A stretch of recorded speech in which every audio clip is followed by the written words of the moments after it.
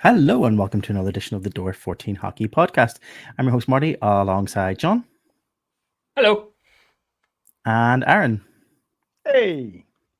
I was about to say, John, there it is an audio podcast, so you do kind of need to say hello because it was kind of a long delay there, but good that he caught up. I'll try. Boys, how have you been? John? Results over the weekend notwithstanding, pretty good, have to be fair. The sun is shining and life is busy but good. Good to hear. And Aaron, how are you doing? I think that's a copy-paste answer there. It was an interesting weekend. And then we've moved into a 4-day week, and I'm looking forward to a week off next week. So all's good here. Nice. What about you? Very good. No, I'm good. Yeah. I've had a very short week. It was a mix of poor results, obviously, with lots of sports on this past weekend between F1 and ice hockey all weekend. And if you're a WrestleMania fan, if you're a wrestling fan, the WrestleMania weekend, long Easter weekend. So I was only in work one day this week, really. And yeah, kind of an easy week, and I'm off tomorrow. So it's all nice. Back into a long weekend. So all winners. Dave isn't joining us tonight, obviously. He is not on the podcast. He is unwell with a stomach bug. He was quite polite about it earlier on in text messages. He didn't really want to say it's coming out both ends. He's become a human accordion, apparently. Yeah, he didn't want to say that. He said something like, what was it, digestive? I can't remember. It's really polite. It was the most politest thing I've ever read in my life. Digestive distress, which was an exceptional way of putting it. But in my head, I'm seeing, like a human accordion going in and out and just meeting in the middle. I'm sure he's thrilled that you're talking about it live on a podcast. And, for this to be out there, everyone's now got images of Dave hugging the big white telephone. Oh, brilliant. I love it. Boys, yes, you alluded to the weekend, and I think as we did in our last podcast, I think as we're going to maybe plan to do moving forward, I should mention also before we move into period one, this is officially the last podcast of the 2024-2025 season. After tonight's episode, this week's episode, we will be going on a short break between now and the next podcast. So the next podcast will probably come at some point, maybe in the next month or two, and being the off season anyway for us here in the UK. I know there's hockey going on in other parts of the world before Anthony gets on at me. There's other hockey in the world. Yes, we know the NHL is currently going through the Stanley Cup playoffs. Yes, we know like Australian leagues and stuff all kick off, but we take a break for now after the UK hockey leagues all take a rest. So we are taking a well-deserved rest as well. And we will be back during the off season. Well-deserved. More on that. Well-deserved. I think so. Okay. Talk for yourself. I did a lot of work on this podcast, well deserved. Moving forward, we will come back to this at the end of the episode and we'll kind of explain more of what we're planning to do over the summer months. Well, kind of guessing what we're doing over the summer months. We haven't actually chatted about it, but we'll come back to that. Marty's going to tell us what we're doing over the summer months. Pretty much, yeah. Boys, if it's okay with you, let's get stuck in, like we always do, with a period one of hockey.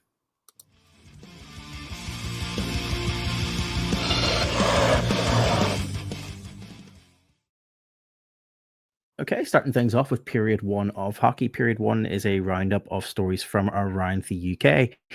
We're going to start off this period one this week with the big story leading this episode, which is obviously the EIHL playoff final was this past weekend, held in Nottingham as usual. The playoff final weekend came down to the Saturday game was the Belfast Giants versus the Cardiff Devils and the Sheffield Steelers versus the Nottingham Panthers. The Cardiff Devils beat out the Belfast Giants in the first game of the semi-finals on Saturday afternoon, while the Nottingham Panthers were able to clinch the victory in the second game against the Sheffield Steelers, forcing a final of the Cardiff Devils versus the Nottingham Panthers. What a playoff final it was as well.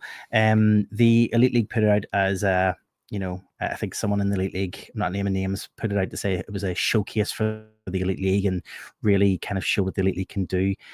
A comment from someone maybe on this podcast panel kind of maybe mentioned the fact that you can only say that if you have faces and have accessibility to the product, which You were very right in saying that, John Ford. The Nottingham Panthers did give up a 3-goal lead, but came through to beat Cardiff Devils 4-3 in double overtime, with the winning goal being scored by Mitch Fossier at the 92-15 minute mark. Boys, this was an interesting one, though. I mean, we got into double overtime, but it was a case of hot potato switch between who won the trophy at different points of this game, especially coming in towards the final part of the game. We had 2 disallowed goals. We had Nottingham basically feeling they won it first, to be told actually it's going to go to review, because it was a coach's challenge, I believe, for that goal review by the Cardiff Devils, followed by the Cardiff Devils then scoring, and then another review to see whether or not the Cardiff Devils goal actually did go in or not. I mean, what was this game about? I mean, not just taking away the fact that it was 92 minutes of action, but like, 2 disallowed goals. I mean, what's your thoughts, John? Let's go with you first. First off, let's start off with the first off. Let's start off properly. Let's not get straight into the final. Let's start off on the Saturday games first. Let's go to there first. Let's go to the Belfast Giants versus the Cardiff Devils. Unfortunately, the first game, as Belfast Giants fans, this was a tough one to watch. We all sat down, I believe, probably. I don't know, Aaron, did you sit down to watch? I think you were watching it. Or were you? Mm-hmm. Yeah, you were. You were in your car, because I remember seeing it on the screen. We all sat down to watch this game, and I think I know I switched off before the final few minutes went, because it was brutal. The Giants lost 5-0 on the day against the Cardiff Devils, and what can only be described as I suppose a dominant performance by the Cardiff Devils, and reason why they went to the final. But boys, what's your thoughts on the Giants' performance in that game? John, let's go with you first. It was. I mean, I put out that performance against the Cardiff Devils on the backing of the fact that we'd clinched 2 trophies already, having been the Challenge Cup and League champions, was kind of like making your favourite dinner ever and just being about to sit down and eat it, and then all of a sudden just deciding, do you know what this needs? Little sprinkle of poop just on the top. That's just enough to leave that little bitter aftertaste that you're like, like that's pretty much what this game did for me. And look, I put that out, and there was a bit of chat on X about it. And look, I get that the Giants had to play to the last few minutes of a 54-game league run to come out as champions, but so did Sheffield, and I know they didn't get through in the end as well. Nottingham pushed right to 53 games and still had that opportunity. Cardiff, they had a great start to the season, dropped off, won the Conti Cup, and came back incredibly strong. Now, I put out some videos on our TikTok channel, sort of looking at the our predictions, and I think it's pretty safe to say none of us predicted this sort of result. I think we all predicted, yes, we're Belfast Giants fans. We predicted the Belfast Giants to take this. I honestly didn't see it being a complete wipeout in the way that it was. And the chat that I got online was that this team were coached and drilled right to the end of that league campaign, and clearly they arrived in Nottingham with nothing left. They were completely gassed. And do you know what? That's incredibly evident when you watch that game. The Giants were just never at the races. It's like they never mind didn't get off the plane. It's like they didn't board the plane in Belfast. Like, they were shadows of the players that we've seen through the league campaign.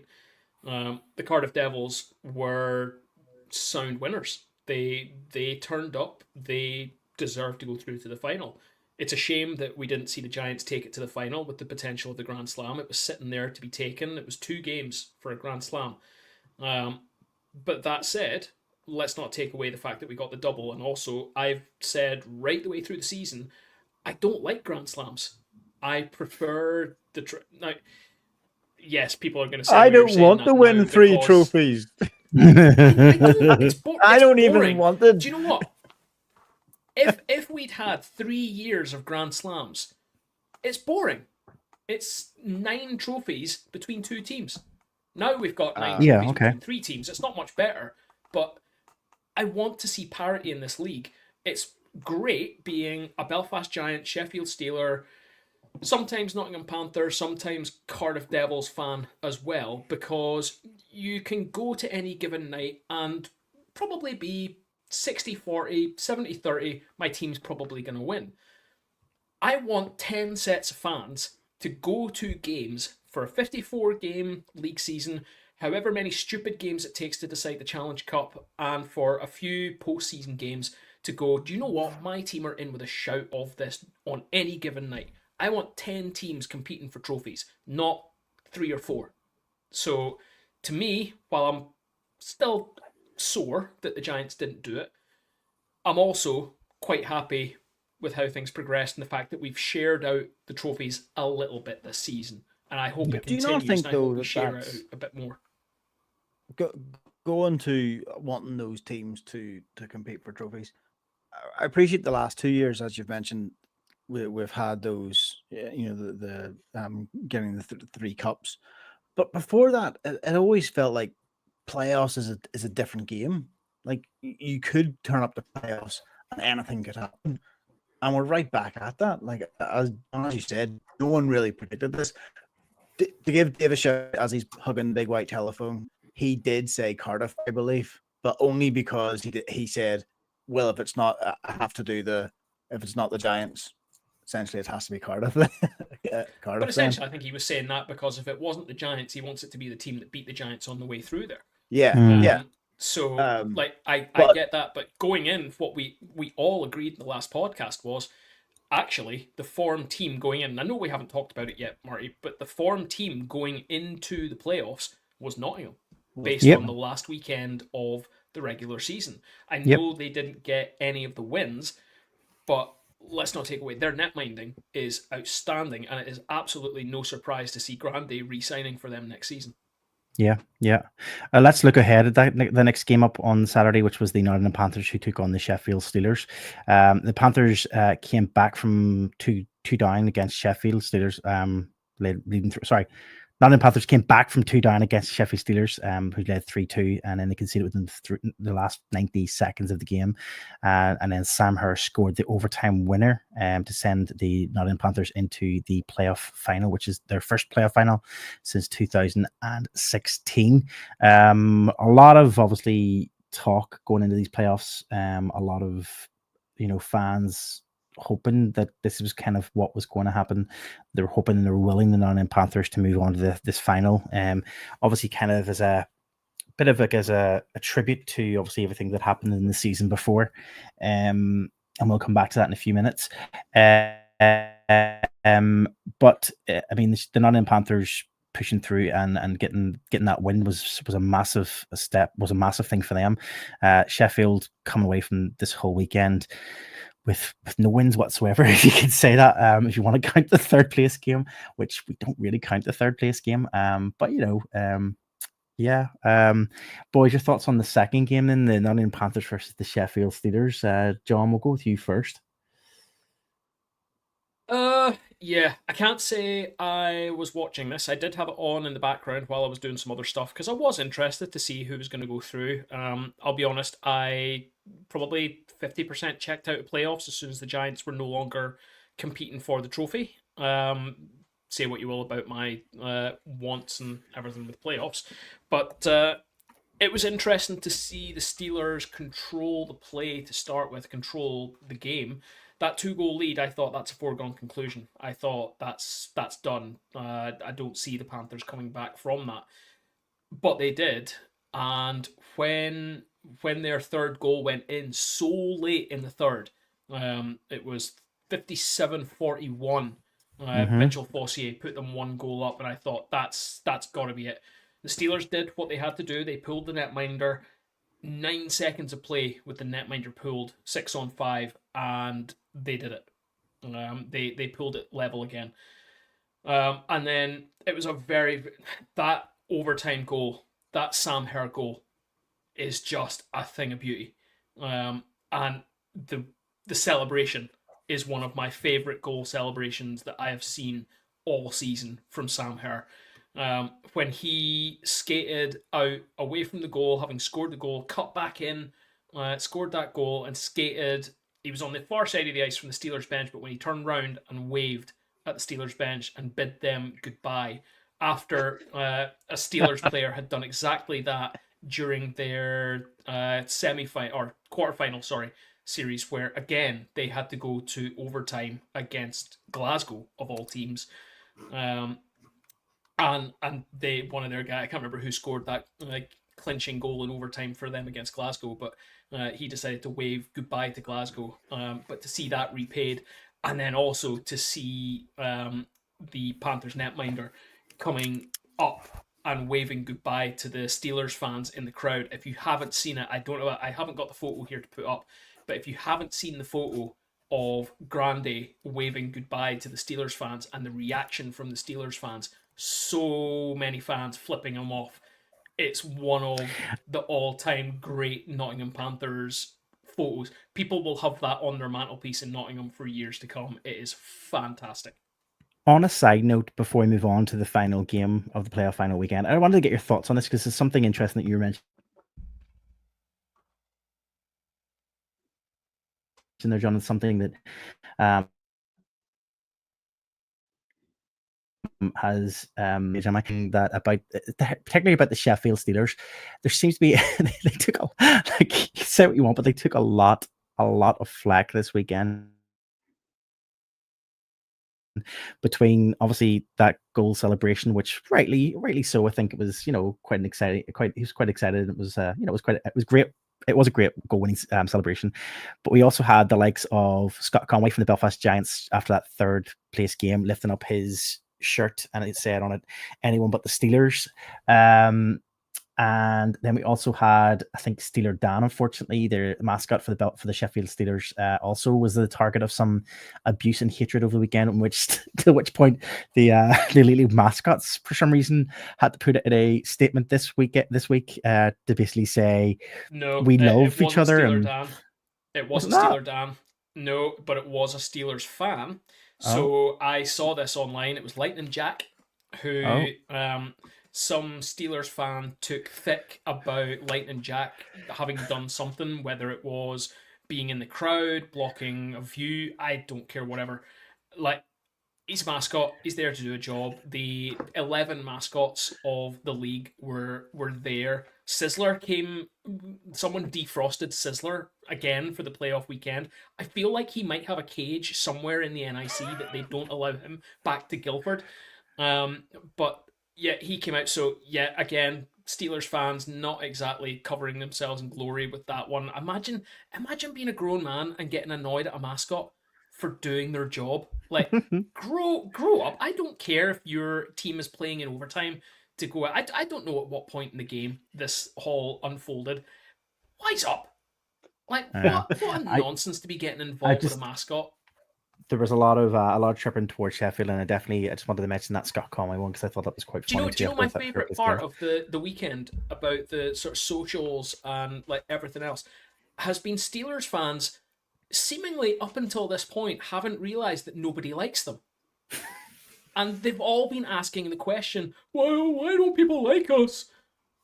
Well, start off with some of the personalities who represent your club on your socials, and we're going to come to that in a second, believe you me. Look at the way that your club portrays itself, and look at the manner sometimes.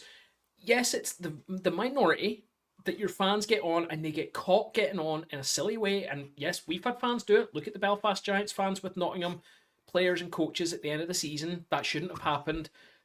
Those fans don't represent the rest. But unfortunately, it keeps happening to Sheffield. But more than anything, it happens with the club through its official channels. That's why people don't like Sheffield Steelers. They don't dislike you fans in particular. There's just nine other fan bases have a particular problem with your team and the way that it does things.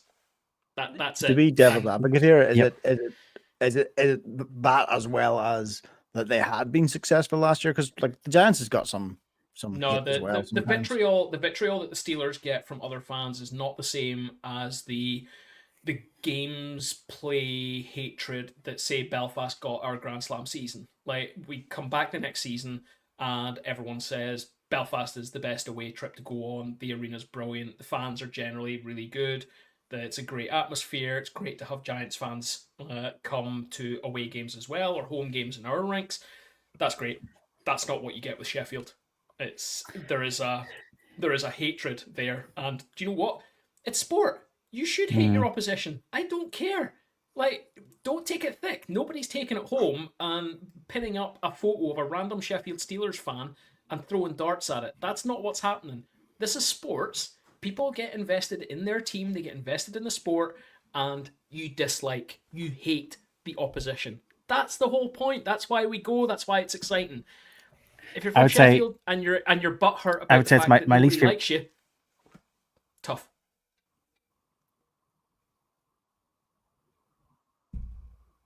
Oh, Marty has frozen.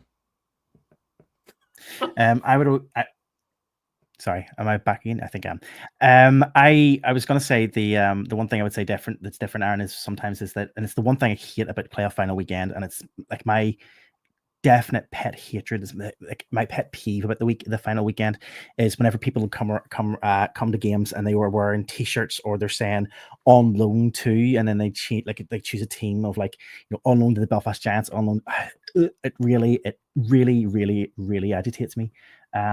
You're there to support your team. Don't loan yourself to another team. But what I'm trying to get to is, I'd say the majority of people supporting like the Belfast Giants over the Sheffield Steelers is probably a lot higher than, I'd say there's very, very few fans who were in that arena who said they were on loan to the Sheffield Steelers. In terms of that I think that alone would kind of show you that Belfast Giants would still have a kind of a more support than what the Sheffield Steelers would. I get the on loan thing, but I've told this story before. I remember one of the first or second times we went to the playoffs, and this is back when Glasgow was Glasgow. Glasgow was Braehead. And the Giants were getting tanked. Might as well been just going back and I'm watching the 5-0 against Cardiff, right? But the Giants were getting tanked, and the fan base was just dying. Like, we weren't chanting, and the at the time the Braehead clan started cheering for the Giants. They started cheering on the fan base to kind of pick them up. They got my respect that day. It wasn't just about cheering on another team just because they want the other team to lose. It was like, hey, you guys are down on your luck. Here, let's help you out and let's help bring up the motivation a little bit. I really like that. I think that's part and parcel of the Glasgow Clan fan base, though, because I'm not going to sit here and pump their tires for too long, but stuff like the big rainbow flag, the hockey's for everyone, that sort of stuff that's been done at playoffs has all generally come off the back of the Glasgow Clan fan base. I mean, to be fair, when you know your team's not going to be there, you have to find a reason to go there and have fun. So fair play to them for continually finding a reason and ways to enjoy it and have fun. But that's kind of what they do. Is I think the Glasgow fans bring something to playoffs. God help playoffs if the Clan ever actually make the finals. Yeah, I mean, I would stand by the fact that I think the Glasgow Clan fans, particularly, I won't say the club, I'd say the fans. I'd say one of the big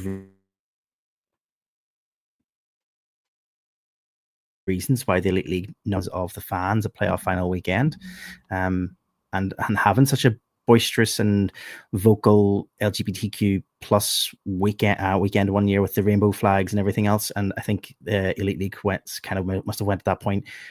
They have something here. There's something about this. We should maybe make this like an Elite League cross league thing, and it did the season after. So I would say that's down. I'm genuinely put that down to the Glasgow Clan fans who brought that along to the playoff final weekend.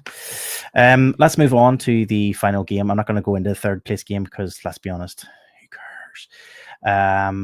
Let's go into the final game of the weekend, which was the Nottingham Panthers taking on the Cardiff Devils. And as we mentioned already, the Nottingham Panthers gave up a 3-goal lead, but came through to beat the Cardiff Devils in double overtime.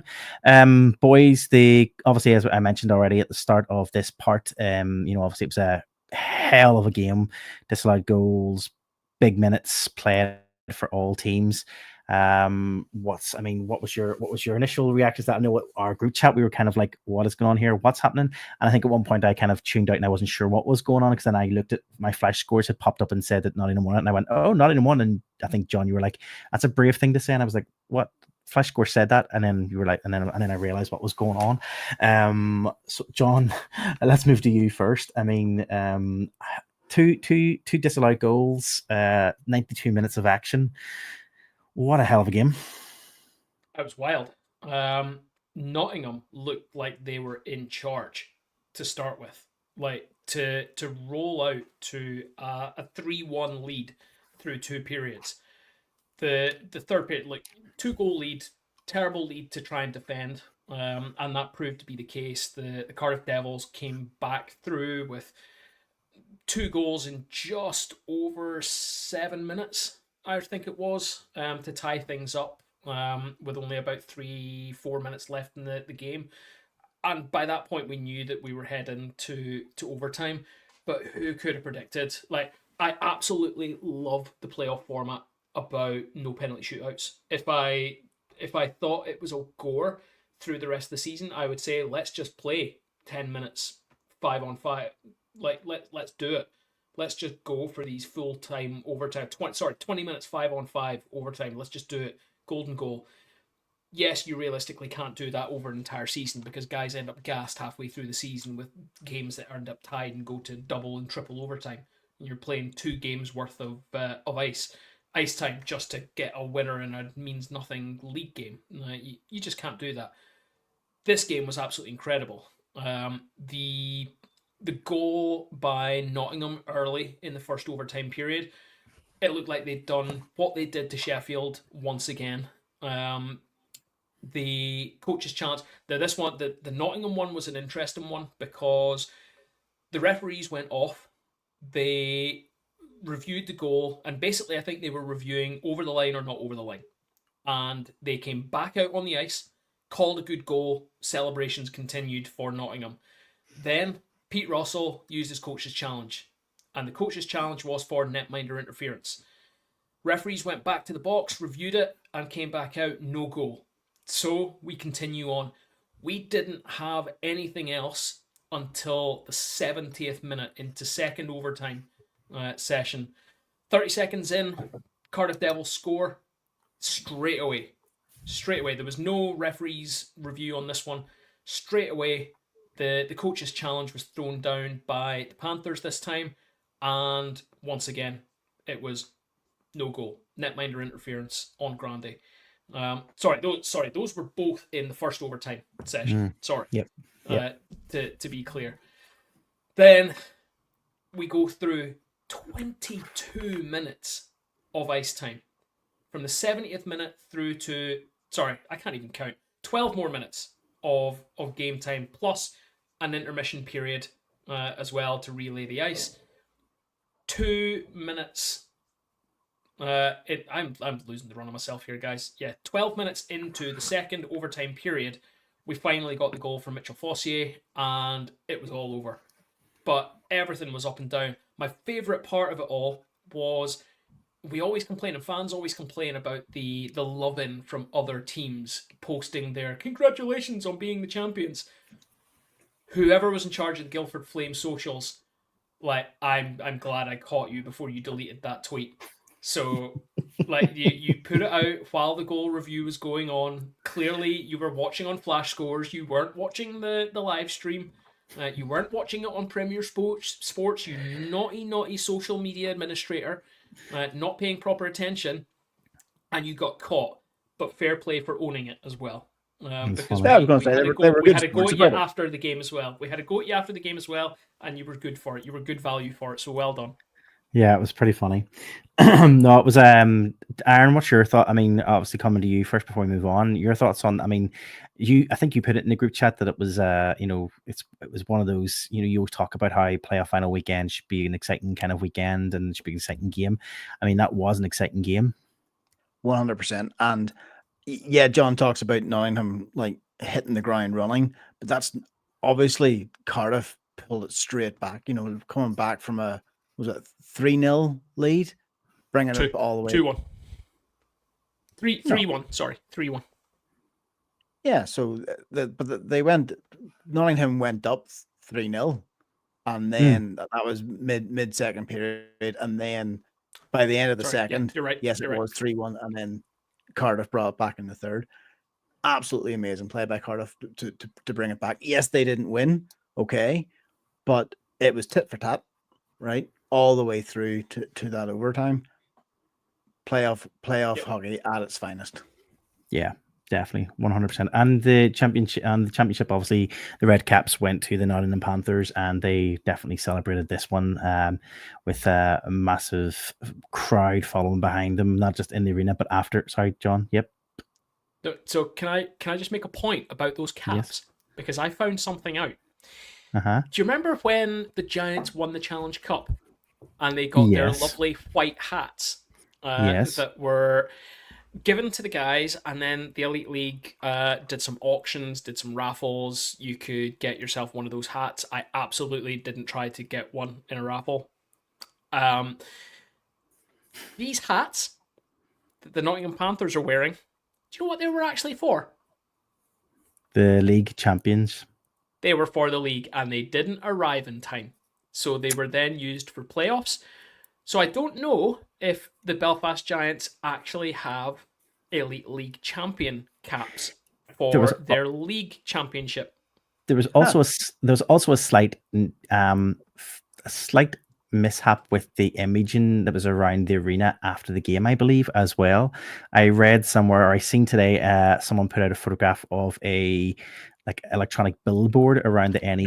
No, I know what that is. The BBC made a faux pas because the Panthers, couple of Panthers players, along with Omar Pasha, went to the BBC local studios, and the graphics team at the BBC put it up and said, Nottingham Panthers 2025 Elite League champions. No, they're not. They're the 2025 playoff champions. Let's get that right. Hilarious. But they did celebrate in style, and afterwards, as I say, there was a large crowd in the arena, but when they came out and they done their traditional celebration from the balcony in Bolero Square, they had a massive fan crowd outside in the square, and as rightfully they should have done, they had the number 47 Johnson jersey up on that balcony with them in all those celebrations. So fair play to the boys. Congratulations on the win this season. It hurts me to say it, but they deserved it this season. I said from day one, I said from our first podcast of this season when we were making our predictions, I said if it wasn't the Belfast Giants, it was going to be the Nottingham Panthers this season for the playoff finals that would take the championship, and they did exactly what I said they would do. Not taking any credit for it, but I'm just saying I got it spot on this time around. Yeah, but you didn't guess that to last podcast. Oh, because we were talking about because John said because John said we could choose the Belfast Giants, so I was like, okay, well then Belfast Giants clearly. But fair play to the Nottingham Panthers. And as you said, John, it's good to have a bit of diversity because that means now the Nottingham Panthers, I believe, probably move on to Continental Cup action next season. Would that be right, or is it still who comes second in the league? We get the CHL, so I think the Panthers get Continental Cup. Cool. So hopefully they can go and win a proper Conti Cup, unlike the Devils one.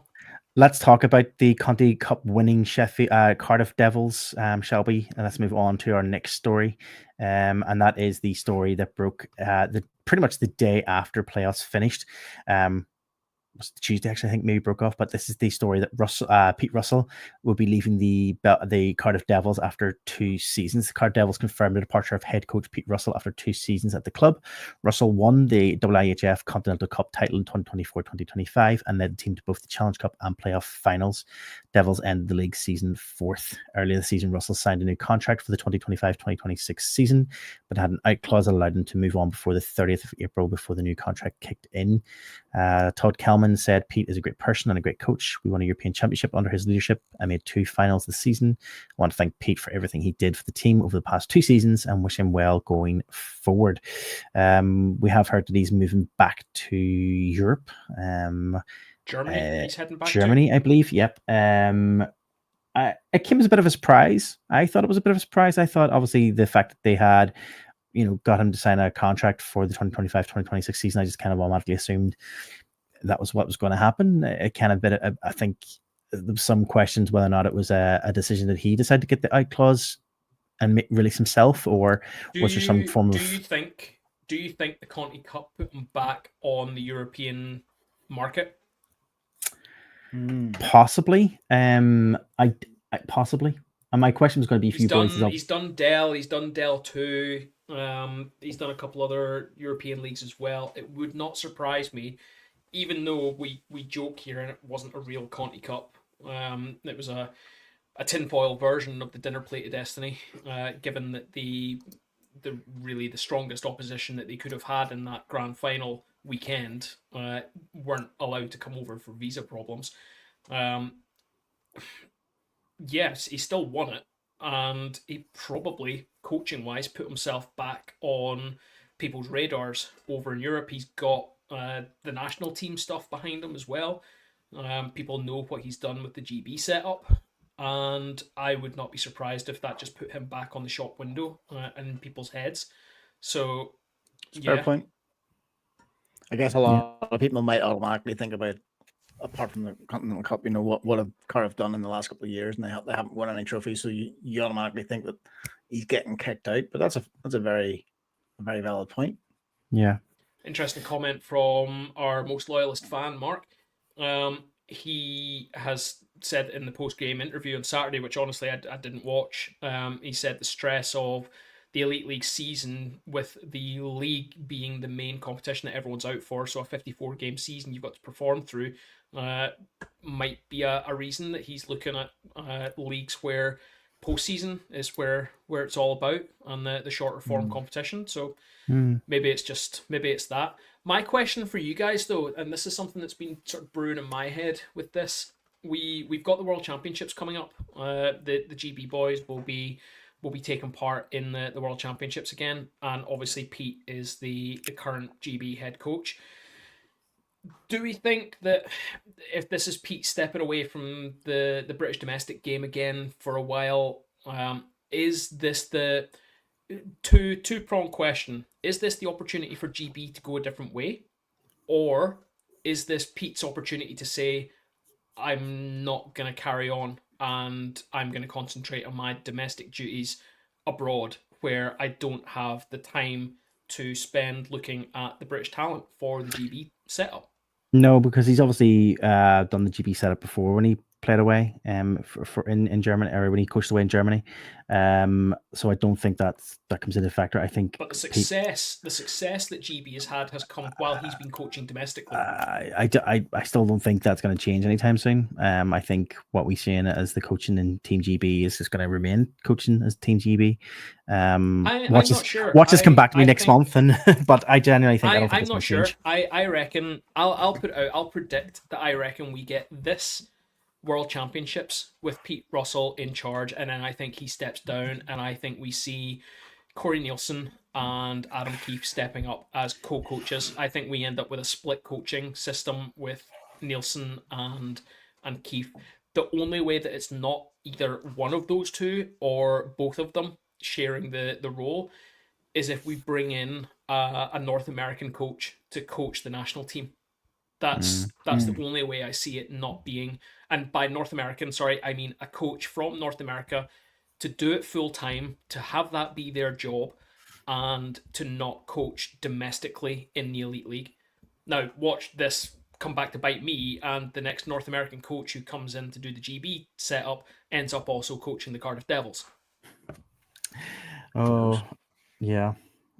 Speaking of the Cardiff Devils, obviously we're still speaking about the Cardiff Devils, but let's talk about the Fife Flyers, and they're linked to the Cardiff Devils in some ways. The Fife Flyers, as we know, have been bought over and have new ownership.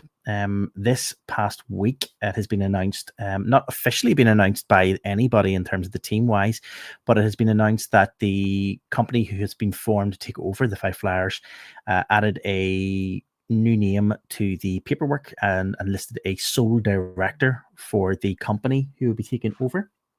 And I think that isn't a well-known name. And John, I believe, is this the name that you had originally heard on the grapevine? Yeah. So I had heard locally about this, And look, we're not releasing anything that hasn't already been released, so let's just put it out there. Max Berber is the name that's been put out. You can go to Company's House, you can look it up right now, and you can see the fact that under the new Fife Flyers 2025 company listing with Company's House, that Max Berber has been put down as a sole director of that team. Really, So Fife really haven't put interesting. anything out yet. Fife themselves haven't announced anything.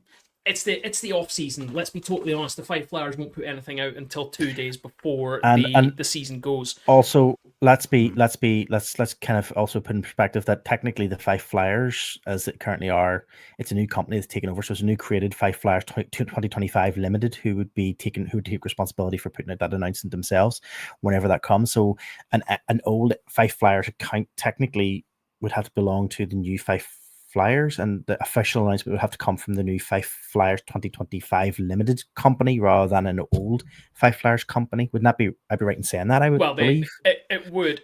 But one of the comments that was made and part of the initial statement around the start of playoffs was the fact that the current socials would remain active. Okay. And essentially, I Surely, surely when you buy a company, you buy their socials too.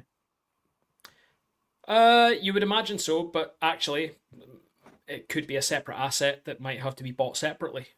Look at the cost that the current owners could go out there and say, like, no, we own those social handles. You can buy the team, but you have to pay us a bit more money to buy the social channels. Otherwise, we'll keep hold of the passwords.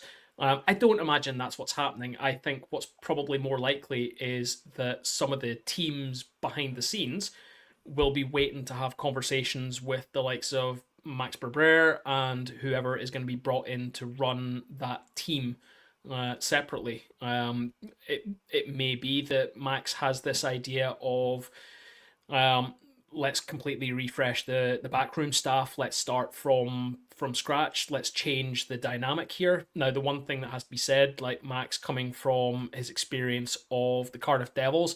Now, his experience at the Cardiff Devils ended in 2013-14. Now, that is prior to the new ownership, the current ownership in the Cardiff Devils. I think that was old ownership, wasn't it? 2013-14 season. So I believe so. This isn't that we've got someone who's come from the Kelman era of the Cardiff Devils, but may well be coming from experience of those days when Cardiff were not on the best of terms with their fans back in the Big Blue Tent days. But that being said, he's played in England for the last few years between the EIHL, as it was with Telford and Swindon, has continued playing with Bristol for the last couple of seasons, and also a season just this last season with the Cardiff Canucks in EIHL 2. Yep. So Max has kept his hand in the British game all the way through. So it's not surprising to see someone like that looking and going, there's an opportunity here. I don't know too much about Max and what his interests are outside of hockey and where he's been given this opportunity from the new owner. Well, I'm assuming he is an owner if he's a company director. But look, it's exciting times. This is the biggest change for the Five Flyers in decades, and I can only hope as a Fifer here that we see good things coming out of Kirkcaldy over the next wee while. I'm really, really hopeful to see good news coming out about development, about investment, and how that plays out on the ice as well. And there's an interesting line here in that post saying that the club has retained the EIHL franchise, but with the option of deferring it and sitting out the forthcoming season. Yeah, returning. That was released by the Elite League. So the Elite League said that depending on ownership, the Five Flyers spot would remain open for 2 seasons, so they could go away and potentially come back in the 27-28 season. I think is 26, 27. Well, that would only be deferring 1 season. Well, deferring 1 season. The Elite League statement said 2 seasons. So that's where it is. But the last statement from the now outgoing ownership of the Five Flyers basically said this owner is coming in, and while it didn't confirm it, it made it pretty clear that what Tom Muir and Jack Wishart did was find a buyer who wanted to keep the Flyers in the Elite League. So that is my assumption going forward, is that they I will did- be an elite league team. But I wonder, it's an interesting one that it's would you jump straight in and jump straight into the elite league, or would you Absolutely. take the option to do a rebuild over a year There's and then nowhere come there's back in nowhere the to go. 26-27 season? There's nowhere for the Flyers to go. The NIHL, yes, could have been an option, but it doesn't solve the big problems about travel and success and all the rest of it. And then to expect a team to go from an NIHL setup with a small number of imports to then potentially come back up to the Elite League with an import-heavy league, that's not the way to do it, I don't think. If they want this team to be Elite League, they have to start Elite League and play Elite League. In one of the last podcasts, we talk about how they're ranking a severe amount of investment. What if it's taking a year out to do that severe amount of investment, and then in the last 6 months, that's investing in the players, getting them up ready for the next season? I don't know if that's how it works, but that's not the way our league works. No team, doesn't matter what league they're playing in, is going to bring players in to develop the players to get them ready for the season. They go looking for players who are ready to play. If they're going to do that, if they're going to do rink investment, now there's been absolutely nothing said about rink investment. Like, that's just me saying that's what I think Kirkcaldy needs. There's been nothing said so far, and there's been nothing about the management or the ownership of the rink itself, which I believe is private, separate to the Flyers organisation itself. I know that there have been previous discussions about previous ownership takeovers, which were looking to involve the rink as well as part of a multi-buyout type situation, where the new owners of the Flyers wanted the rink. They also wanted Kirkcaldy Ice Hockey Club to bring everything under one umbrella with the Kestrels and the lower teams as well, which would have been absolutely fantastic. I'd love to see a wholesale single point of management for all of this in Fife. I think that would be the best way forward. But so far, nothing's been said. The opportunity to do that is now, when you've got 4 months. If you want to start doing stuff, do it now, but make it ready that you can hit the ice come September. Yep. And I think this is one of those stories that I know will probably be dominating our off season. And I'm sure whenever we come back during our off season specials, I'm sure these will be stories. This will be something we will be following and be updating on regularly. Not just when the official statement comes out about everything that's going on with the ownership, but also whenever they announce new coaching teams, new general managers, whatever that might look like. I'm sure we'll be talking about this a lot over the coming off season. Boys, I'm going to move us on to the last story for period one, if that's okay. And John, the last story is with you. Yep. So we talked earlier on about the Sheffield Steelers and the fact that, we all know that the Sheffield Steelers like to make a big show of themselves on social media, and it didn't even take a couple of days after playoffs for them to do it for the first time. So the Sheffield Steelers decided to have a go at one of their own fans. This guy, the Sheffield Steelers guy, put out, actually I'm going to come to it in a second, he put out a number of potential jersey designs. This is a fan just doing this off his own back, using an online tool to come up with a jersey design for the Steelers for the 2025-26 season. Going to be totally honest, better than most designs that the Steelers have put out over the last few seasons. This is an absolute peach. Someone, we all know who, went on and jumped on the Sheffield Steelers official, verified X account and decided to have a pop at this fan and said, no sponsors next season then. Where's the need? Where is the absolute... They didn't get away with it, though. They didn't get away with it. They got rightfully called out. The comment section was huge. The number of retweets was absolutely massive. Calling out the team admins for this. My only concern is that this is what they were looking for. This made the Sheffield Steelers be the most talked about team in the Elite League for a couple of days after they won absolutely nothing in the 2024-25 season. So congratulations on not winning any trophies, guys, but well done for alienating your own fans and making yourself the most talked about franchise in the Elite League for about a week this week. But guys, what's your thoughts on this? Alienate, how is that worth it? Like pissing off a lot of your beep, a lot of your fan base. That's already being annoyed for not winning any trophies, and then having their This adds to the social thing. incredulous thing of some Sheffield Steelers fans going, "Why do people not like us?" Guys, your team doesn't even like you. Your own team doesn't like your own fans. Like, it's just absolutely awful. One thing I do want to point out, though, guys, is this guy is not without talent. If you go and have a look at this guy's account, I just want to point out, like, he went through a lot of the teams. Ooh. These are concepts that he put out for the Belfast Giants with a home, away, and an alternate. I think these are stunning. Dressing with the Navy. It's green. Well, it's dark. Is it it's green? Dark teal. It's teal. dark. It's dark Oh, teal. so might be my screen. On my screen, it looks navy. Right. Oh, don't teal do it. makes We're me going to feel do that better. whole blue gold dress thing. But I just want like to put it the out there. white. This guy's not without talent, and not everyone can jump onto these generators and produce something that looks pretty good. This guy actually deserves a bit of credit for going out there, doing something that he's generally interested in, and putting it out there for people to consume. Go and give this stuff a like, folks. Like, rather than being the Sheffield Steelers of the Elite League and deciding to have a go because he didn't put the sponsors on the jersey. Calm yourselves down. What does that call sign? What's that handle? His handle is the Sheffield Steelers guy. I think it's at Steelers guy something, whatever. It's in that image there. TT, yeah.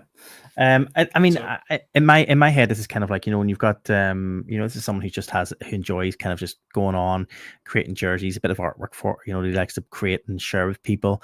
I mean, it's just like, obviously, it's like whenever you've got those those ladies who've been on before who've done all like the detailed drawings, which just look amazing, like, and sharing their drawings with the world so people can kind of see the kind of art that they're creating and sharing and whatever. There's no harm in what he was doing, but I'm not surprised. Like, let's be honest, I'm not surprised that the response came in the way that it did and who it did it. I just think it's. But that's sad. The fact that you're not surprised. Surprised it's even worse, right? That you're not surprised. But let's be honest, it's as long as that person has the ability to sign into that account and have rights to say whatever the hell he wants without any kind of filter, and someone shouldn't be doing that. It's just going to continue. And you know what? Sometimes I enjoy to see how much they mess up, because then it gives us something to talk about. Content for the podcast. Exactly. Boys, that is it for period 1, I believe. I don't think we have any other stories. So if it's okay with you, I think it's time to move on to our period 2 of hockey.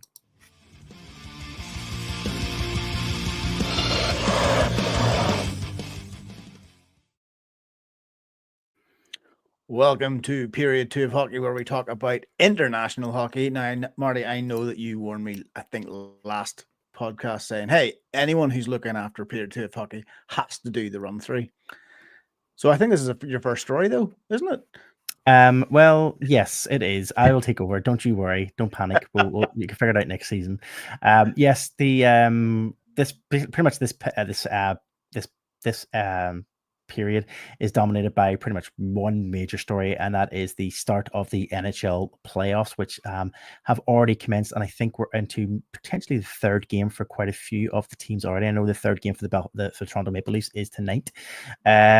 So as we should be doing, and we haven't done since our last podcast, let's just quickly run through how the teams finished off this season in both the divisions and conferences to give us an understanding of who went through, followed by then the brackets for the 2025 Stanley Cup playoffs.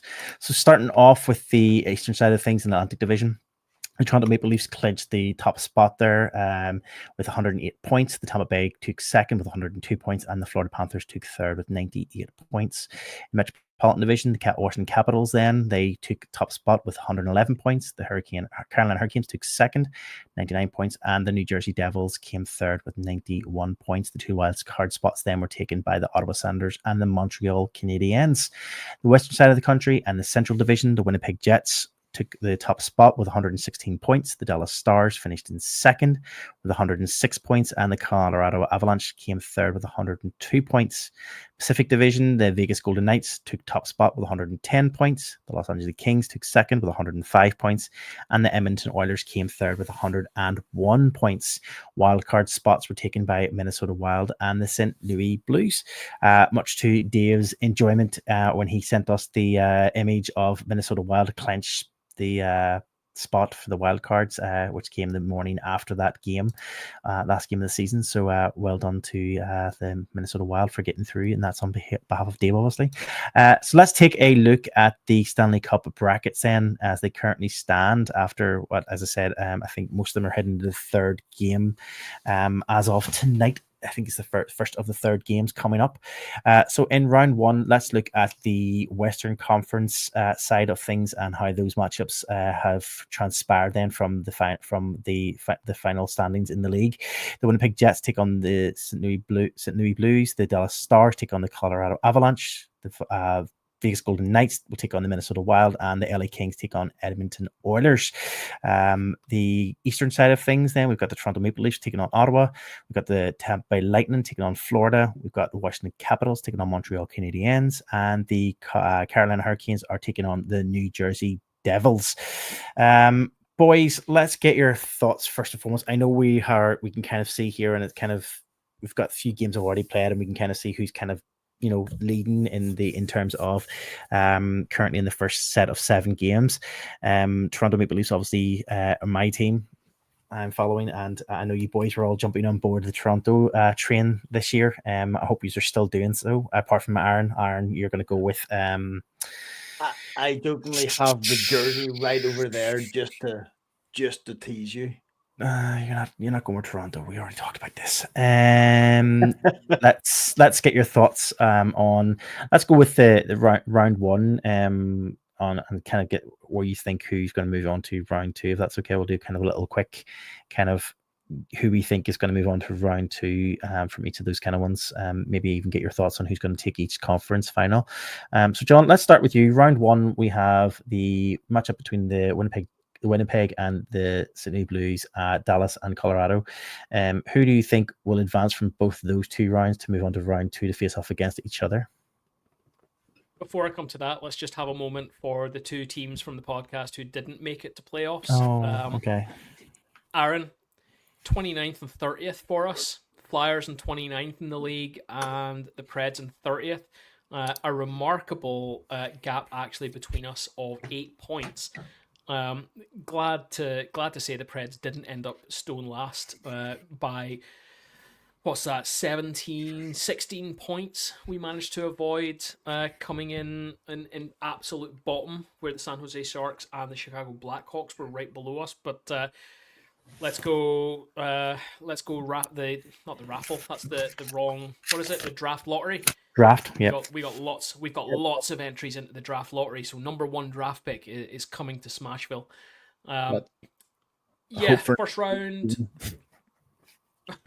First round in the West. It's hard to look past the Jets. The Jets look great. I reckon they might sweep St. Louis.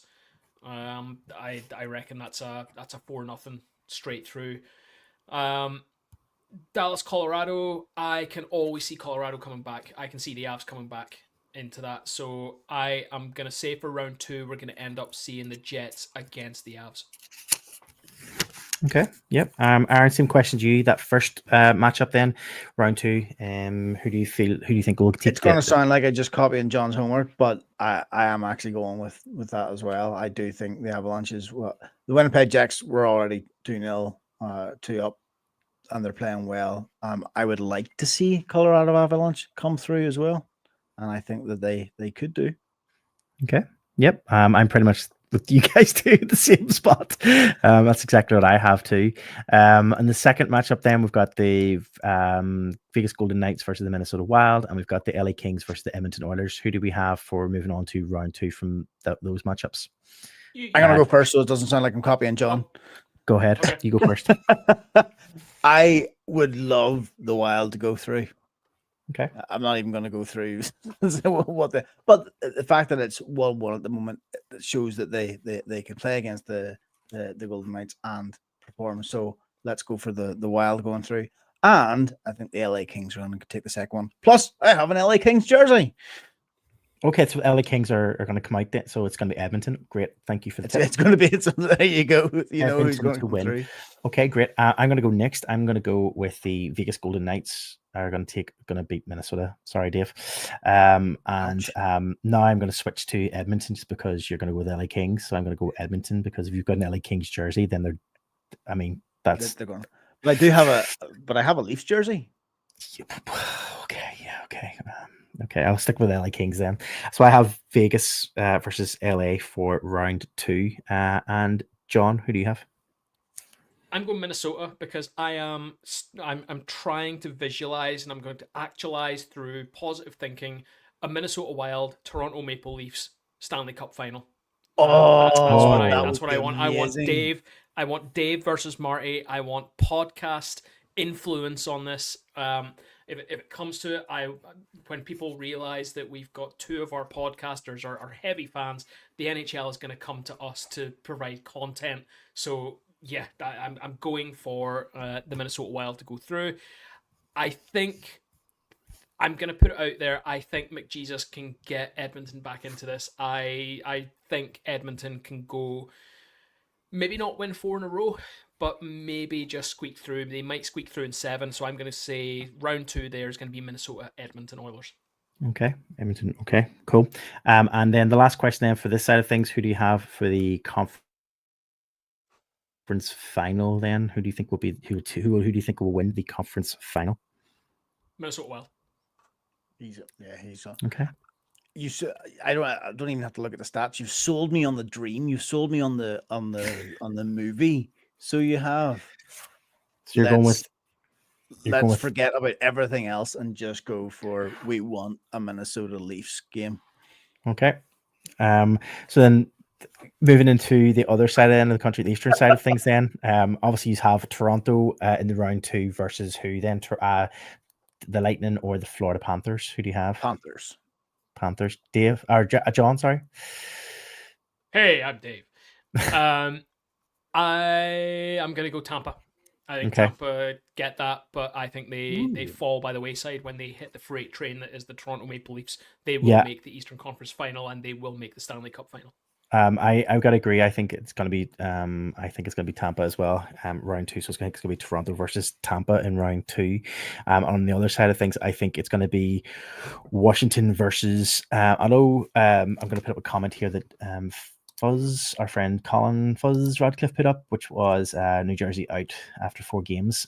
I don't think so. I think New Jersey are going to put it back, and I think New Jersey might just tip it. So I've got a final.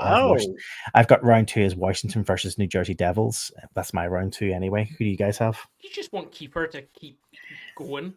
Look, if he goes out early, I really do. If he goes out early, he can come over for his brother's testimonial. True. There we go. John, who do you can come over here? For the other matchups for the Western Division, I'm going to go. I have to go Habs. I think the Habs can overcome it. Look, Ovi's set their record. Let's just get the Habs, give them their time. They're due something. Let's get them through to at least round 2, and then I think the Carolina Hurricanes just railroad them. I reckon that's a sweep in round 2. Okay, and Aaron, who do you have? I'm talking nonsense. Washington are definitely going through because they're far too strong. They are way too strong. I'm going opposite John. I was going to go Washington and Carolina, the Carolina Hurricanes. Okay, so you're round 2 then. I'm going to guess then, John, you're going to go with Toronto versus Washington then for the final Eastern Conference final. No, actually, I'm going to go for Carolina. I think the dream for the Caps will fall apart early. I think they'll get through round 1. And I reckon the Carolina Hurricanes take it over Washington in round 2, setting up a Toronto-Carolina conference final. Interesting. And Aaron, who do you think will be the Eastern Conference final? Toronto-Washington. Toronto-Washington. Yeah, I have Toronto-Washington too. The Toronto fan in me really wants to say, obviously, Eastern Conference champions, Toronto Maple Leafs, to move on to the Stanley Cup final against the Vegas Golden Knights is or Winnipeg Jets is who I have. I just think Washington. I just think Washington are so dominant this season that whenever it comes to Washington versus Toronto in that Eastern Conference final, Washington will take it. And I think the final is genuinely going to be Washington versus the Winnipeg Jets. And I think this is Washington's year. I think as a year where we have That's a Ovechkin, good story. we have Ovechkin getting that, reaching that milestone, making that massive thing this season, and creating such a new legacy for himself over. I just think the best way for this to finish would be for him to be lifting that trophy, the Stanley Cup final trophy, Lord Stanley's Cup, and just having another massive blowout with it again this summer, like he did previously. If we can see the drunkest Stanley Cup champion in history, once again performing at his best, and I don't mean on the ice, I mean in the fountains, then absolutely, let's see it again. So yeah, we will come back to this obviously in our post our off-season specials later in the summer.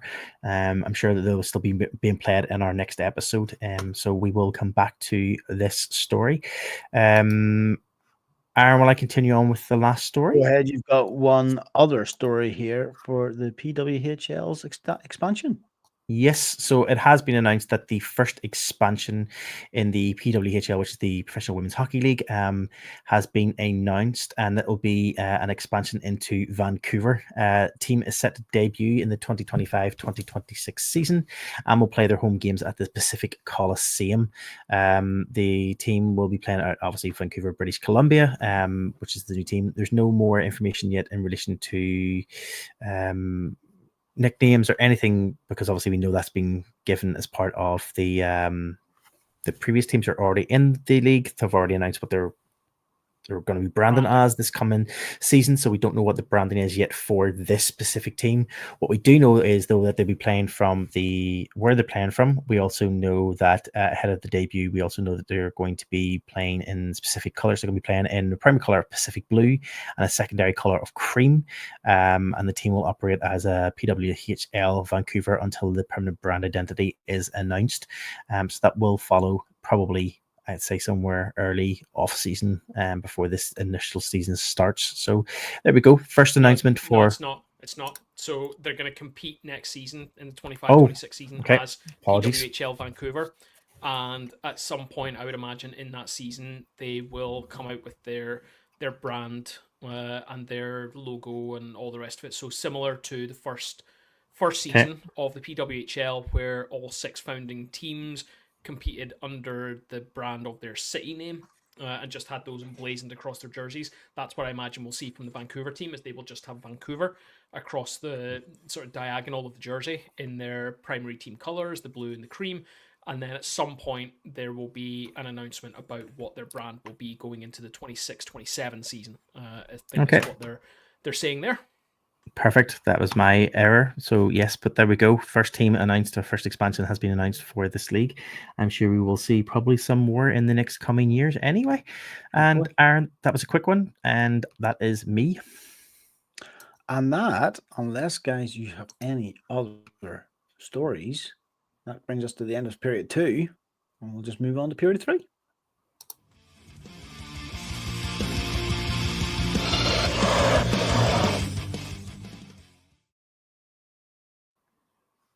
Period 3 is our general Knocky news. Knocky news is for anything and everything else in the world of hockey that doesn't fit neatly into periods 1 or period 2, or generally speaking, we just have to move stuff around to make sure that there's something in period 3, or it's got something to do with jerseys. And very specifically on this podcast, it's all about the jerseys. Guys, we had a quick look pre-playoffs about the Elite League's playoff jerseys, but we have now seen all of the designs come out. So guys, I just want to throw these up for you to look at. Home jerseys on the left of your screen and away jerseys on the right. Now, obviously, all 10 teams in the Elite League get these playoff jerseys made by, what company makes them again? Is it still Rhino? Rhino, yep. Rhino. Yeah. And regardless of whether you make the final 8, you still have your jerseys. So, for example, the Fife Flyers and the Manchester Storm still have their game prepared jerseys, even though they didn't actually make it to the playoffs and never actually played in them.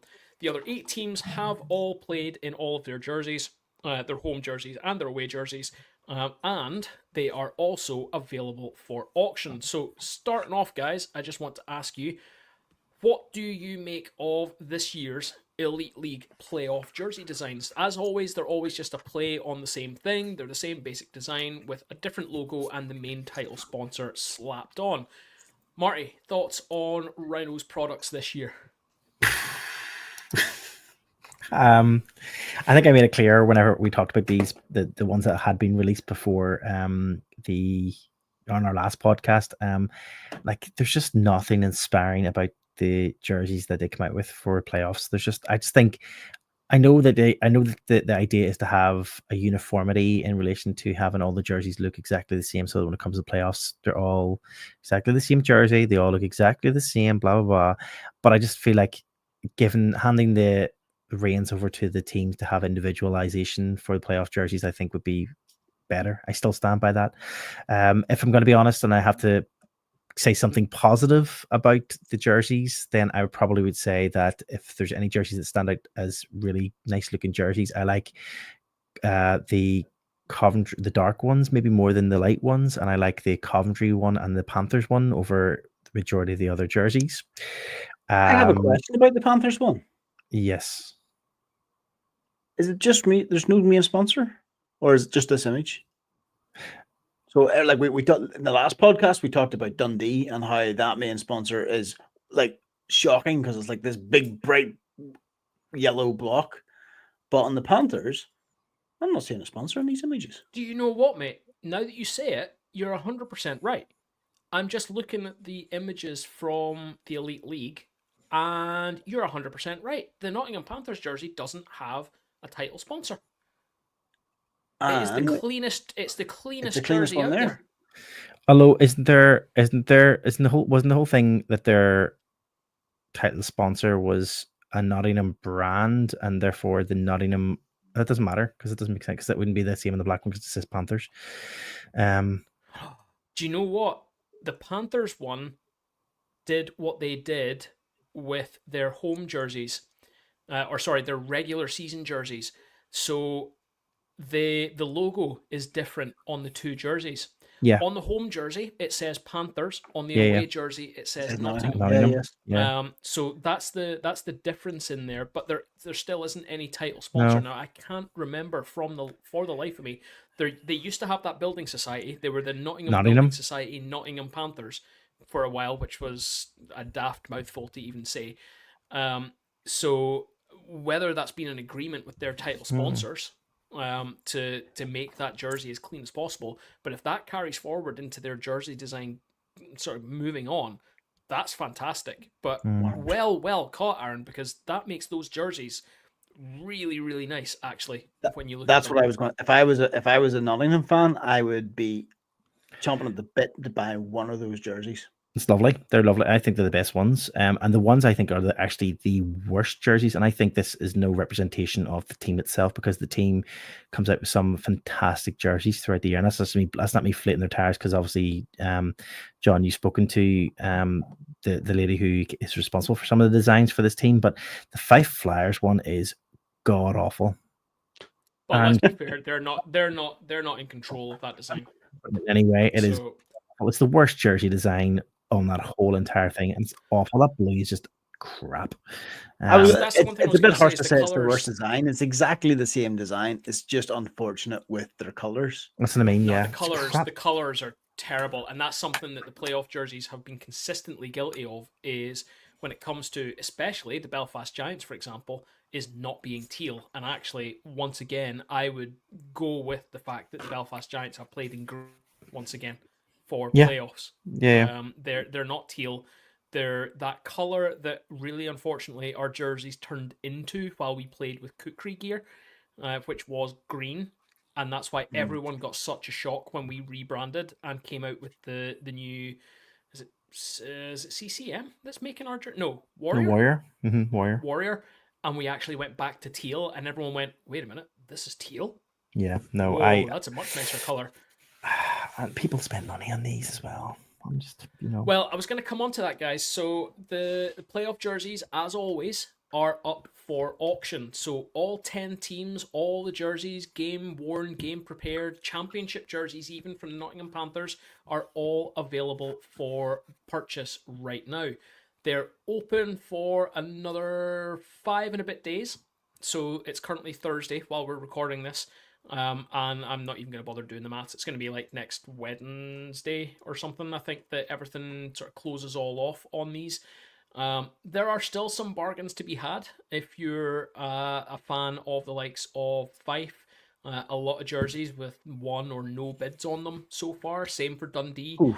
That being said, guys, we have seen reports of the same glitches having happened with some of these jerseys. So some jerseys being up at 10 or £100,000 was Yeah, the I've seen best that. one I've seen so far.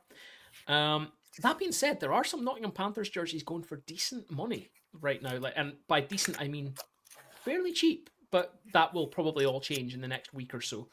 So we'll have heard this podcast and we've just said that it's the best jersey to buy. Is that what you're saying? Yeah. Nothing to do with Absolutely. them winning the No. winning the playoffs.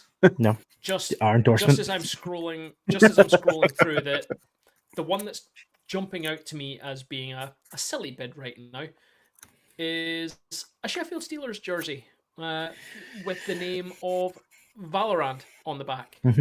Right now is sitting at £1,000.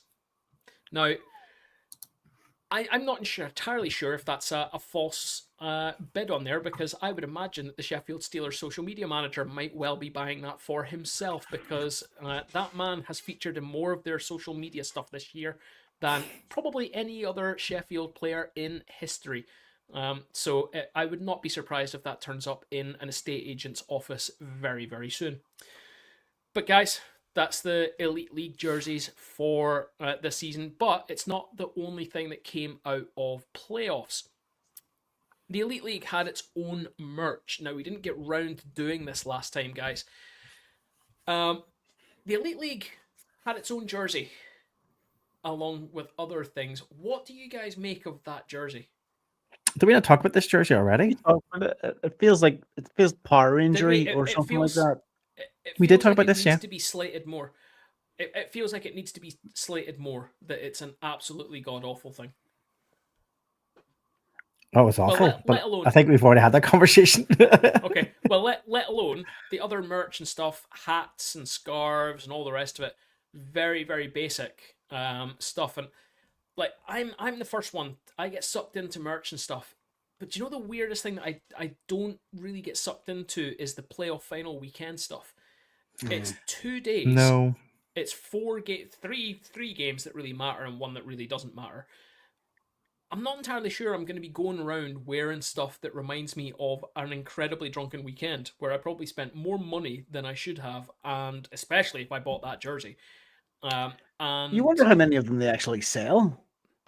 Like well, you wonder how if you were many to of them are buy a still jersey, would you at the buy this NIC. jersey or would you buy your team's jersey? Yeah, exactly. Would you save a few quid and put it into the bids? Oh, you could. Um, Yeah, you would have to put it into the bid. I appreciate that. Okay. What I will say is, if Luke or Mark from the Elite League are listening, because let's face it, of course they are. If you've got one of those hats lying around, you want somebody to wear it on a podcast. I know a guy. The hat is probably the least offensive out of the lot. To be fair. Yeah. Also, if you want to throw in one of those championship hats as well, because I did try to get one in the raffle, but it didn't happen. So just throw in a championship hat for me as well, guys. I got a bit distracted by Fuzz's comment about some of the bids within 24 hours of the jerseys going online for the Giants were ridiculous. I got a bit distracted, so thanks, Fuzz, because now I'm sitting on the Elite League bid website just having a quick look to see what you're talking about. And yeah, people do, it's just, yeah, if you have the money, go for it. If it's going to bring you joy and happiness, fair play to you. But £520 for a Rhino jersey, which is off color, for a player, it just seems a bit steep, to be fair. If I could give anyone advice, it's buy the white ones. Yeah, I actually think the white. If you go back a slide, I think the white Giants one is quite nice as well. but there you go. Sorry, I didn't mean to guys, interrupt. I've just sorry. Before I even go on, I was just going to think about the auctions and stuff, and I did see some stuff online about why those prices go absolutely insane. So apparently, it's a racket. People are exploiting the auction site to guarantee themselves a jersey. So what they do is someone will create an account, log in, and someone legitimately will put in a bid of, say, 150 quid for a jersey that they want. They'll then either do it themselves or get somebody else to create an account, a dodgy account, that they're never intending to buy anything, and put in an insane bid. And then when the auction ends, what happens is the Elite League contact the winning bidder, which is the bid for £10,000. And then when they don't respond, they've got no intention of buying, they go to the next lowest bid. And actually, I think that's in the T's and C's about how to bid and stuff. They'll go to the next one, which is 150 quid, and that person gets the option to purchase that jersey after that. So it is a racket. It's not that people are bidding up, and that's exactly what happened to Besco's jersey a couple of seasons ago. That's exactly what people were doing, was putting in those overinflated bids to try and protect a lower standard bid so that they could protect. I thought that it kept going up incrementally though. It wasn't like it was No, 150 quid and then it went up to mentally. $2,000. It was It jumped. It did. I thought it was like every time you refresh the page, it kept going up and kept going up and kept going up like a. What will have happened is that someone put the first stupid bid in, and then other people jumped on it, with clearly no intention of paying £90,000 for a Tyler Beskorwani jersey. And that's exactly what's been going on. So if you're one of those people, screw you, because exploiting the system for something like that is awful. And there are people who are genuinely out there for whatever reason. They like jerseys. Like we're all jersey collectors. We're not mad about it, but we like a good jersey. We'll go out. We'll spend the money that we've got, want to do something, and buy something that we like, a la me a couple of seasons ago, getting a Norris jersey. And yeah, that's what we do. So if you're one of those people doing that to protect your own bids, screw you. Well, if that's what's happening, then I'm sorry, but if that is genuinely what is happening, then I've no sympathy at all for the Elite League on this, because the Elite League decided to try and make more money from the jerseys and take as much money from the jersey sales as possible. Because obviously before they used their own auction site, they used another reputable auction site, eBay, as their host for their jerseys prior. When they were using eBay, there was obviously a fee that they had to pay per jersey that was sold. And so they obviously lost money on the jerseys, so they obviously had to pay eBay for X amount of money per jersey, whatever it was. So they were losing out in a certain amount of money. My guess is this way they're keeping probably like 100% of the profits that they make, instead of having to lose money to eBay. But by doing so, then they've left themselves open to like a really vulnerability where people can manipulate it in this way. So it wouldn't happen on eBay. It wouldn't be able to happen on eBay. Yeah, it's 100% right. So it's their own fault. Guys, there's one more thing for this period, and it's another jersey that was just released in the last few days, and I just want to throw it up there just for your thoughts as well. The Adam Keefe testimonial, which is scheduled for the 8th of June. They quietly released this jersey on the Belfast Giants store until fans went, "Oh my god, the jerseys have been released!" And then the Giants put out some socials around the pre-order being open for these jerseys. Now, they are available only in the replica format, so they're not available in the pro format. And they can be personalized or they can be blank on the back. Guys, I'm going to start because I actually, shock horror, for a special one-off jersey, I actually quite like this. I like the way they've done it. I like that the Giants logo is still there. I like that Adam's name is there. I like that it's stylized around his AK-47. I like the styling of it. I think it's great. It's got the banding like a classic hockey sweater. I think it's clean. I think it's great. I think it's the best one-off jersey the Giants have put out in a number of seasons. Yeah, I gotta agree with you. I really like this jersey. I am not a big fan usually of the testimony. So I've got testimony jersey over there. But Is it um, a Kelman or a Wally one that you've got? I've got a Kelman one. But what I really like about the jersey, I just don't point me point the screen because you can't see what I'm pointing at. I really like that the fact that on the opposite shoulders you have the new and old branding on the shoulders, and I just love that little touch. I just You think it's stole beautiful to my have it point. there. But yeah, no, it's great. It's a great jersey. I think great. Marley stole my point. I was going to call out that I love that both logos are there. My other one was I absolutely love this very smart design of the 47 in the center, and then that's gone into the pattern at the back. It's interesting that you said that you could get it personalized, because who's going to get it? Would you get it personalized? Like, if you're going to get it personalized, it would be 47 Kiefer or Keith on the back. Like, you wouldn't get 47. Well, because 40. it's a replica jersey, it's easy for them to do the personalization. It's just a heat seal logo and name that goes on. It's not like the pro jerseys where they're having to make a name patch and put it on and stitch on the number and stuff. So giving people that option is always there. But I think, Marty, correct me if I'm wrong, this might be the first time that a testimonial jersey's been available for sale as a replica. Yeah, I think up till this point they've always been auctioned off. Yeah, 100%. That was my first initial thought whenever I seen that these were going up and you could buy a replica of the jersey. My first initial thought was, this is interesting. Although, no, yeah, I don't think you can. I think every other jersey you've had to win, you had to raffle it off at the end. Yeah. No, you're right, 100%. I don't remember them selling them as a replica before the testimonial game. You're right. Yep. Yeah. So it's just a fun, weird, different thing. And I assume, I haven't looked at the store stuff. I haven't seen if part of it will go towards the. I'm sure that Adam will be choosing a local charity as part of this game as well. So I don't know if parts of proceeds are going towards that. There's obviously the Hospice game as well. They've been announcing more players on that as well. Like Liam Court has come in as an enforcer.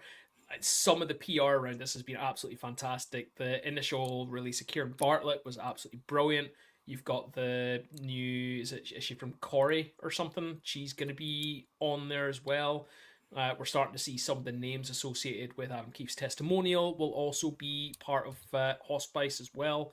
Obviously, because they're only a day apart. Hospice is first on the 7th, yes, and Keefer's testimonial is the 8th. So I was going to say, you beat me to it. The Hospice event is coming up, which we'll talk about probably in our off-season specials as well.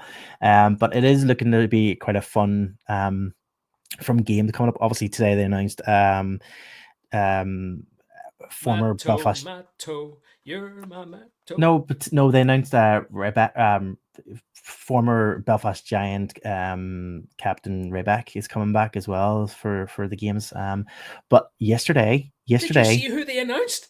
Yesterday, so the running joke had always been for years and years back in the day. The running joke had always been, especially in his prime, there was one player who originally was from Belfast, was born in Belfast, and has history of Belfast. And every single season, without a fail, you would see someone put a post on the old Kingdom of the Giants forum, which used to state, spotted in Belfast Airport, Owen Nolan has been spotted, signed for the Belfast Giants. He's playing this season. And someone would always fall for it. People would always fall for it, thinking, oh my God, Owen Nolan's come to play for Belfast. Oh my God, did you see? Yesterday, there was an announcement made, a shock announcement. It came out of Kingdom of the Giants, View from the Bridge for Kingdom of the Giants. View from the Bridge, obviously the official podcast of the Belfast Giants, had an emergency announcement last night, which actually was just the fact that Owen Nolan has signed for the Hospice game. And is coming to Belfast to play in that game. So yes, officially people will be able to say spotted in Belfast International Airport. He will actually be spotted in the airport at some point in the summer, which would be the first time it's actually true, which is pretty exciting stuff. But no, it's looking good. So I will be getting my tickets for both of those games. A nice bit of live hockey during the off season is always great. So I will be getting my tickets for both of those games once. I think they are. So I don't know if they are actually. Just go and check. But Yeah, we'll be getting my game. I will be getting my tickets for both those games. It will be good fun. 2 days, so look forward to it. Boys, do you have anything else? I just want to throw one out there. We know that the podcasts and everything that are out there around the British game, a lot of us know each other, a lot of us interact with each other on social media and in person when we were able to catch up, and we've even had each other on each other's products and everything, which is always fantastic. So I've got two quick shout outs. The first one is a massive congratulations to Anthony at Banners on the Wall for a fantastic season, not only with Banners on the Wall, but also his commentary stuff that he's been doing with Guildford this season. He also did the Final Four weekend for the NIHL. He was on comms there, which is absolutely fantastic. Well done, mate. The NIHL is all the better for having you cover that league. Also fantastic to hear the news that Basingstoke are coming back, and they would be silly not to go to Anthony to do their game night webcasts and commentary. So fantastic that he's got his local team back and they will be taking part in the 2025-26 season. Sadly, on the other side, I saw posts this morning. The Zero Pucks Zero Pucks Given podcast is wrapping up after 170 episodes and 3 seasons.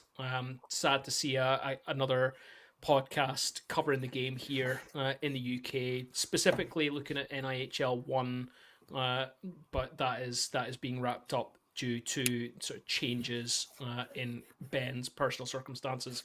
So look, hopefully in the future things change again and you can come back, but always sad to see one drop off.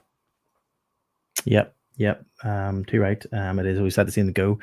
But I just want to echo your comments that you were saying there, obviously, about Anthony. So congratulations, and you've had a great season this year, and we always enjoy following what you do and your input onto this episode, into this podcast as well, behind the scenes and leaving in your comments. We always do appreciate that, and we do appreciate everyone who does tune in and who leaves comments, who interacts with us both here on our social media and whatever it might be. This is our 10th season of doing the podcast. This is our 10th season coming to an end now.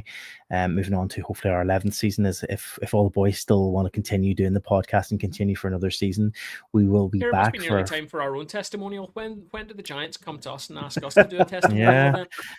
So we will be back hopefully for our 11th season, regular podcasts in August time, roughly, is usually when we come back for our fortnightly podcast. But until then, we will move to a one podcast pretty much per month, roughly, schedule between now and the season starting. Talking about other podcasts, there might also be a special multi-podcast roundtable event possibly might happen. I put it out there earlier in the season. If various other podcasters wanted to come on and have a discussion around the Challenge Cup, because all of us end up talking in isolation in our own podcast about the Challenge Cup format, about how it doesn't work, and also sort of generally speaking about the Elite League and other things as well. That got a bit of traction. So leave it with me. I've had some interest. There are various other podcasts who want to potentially come on and give their 2 pence on that. So leave it with me. Over the summer, we will try and set something up. So it might be one of our special summer episodes just to keep the Elite League and keep hockey at the front of your mind as we go through the long, hot summer. Great. Yep. Well said. With that, we will sign off for this episode. As usual, you can get in touch with us even during the off season on our social media channels. We're on all the socials: X, Facebook, Instagram, TikTok at Door14 Hockey. Check out our website, door14hockey.com, for this episode and all the previous episodes. Also, if you haven't done so already, and before our next season, you can always subscribe to our YouTube channel and watch us live. If you haven't done so already, you can find if you're watching us, you can find the bell and the subscription button somewhere. I love here. That you're pointing. Yep, somewhere around here. And if you haven't done so already, we are and have always been a traditional audio podcast, and that will continue. And if you haven't done so already, please don't forget to subscribe, like, comment, share, rate us, whatever your podcast provider of choice does. Please do leave us some kind of rating, because it does help us in the charts overall. So thank you so much again for all your support for the 2024 2025 season, and we look forward to our new season 25-26. Without further ado, I'm Marty. I'm John. I'm Aaron. Thanks, everybody. Have a great off season.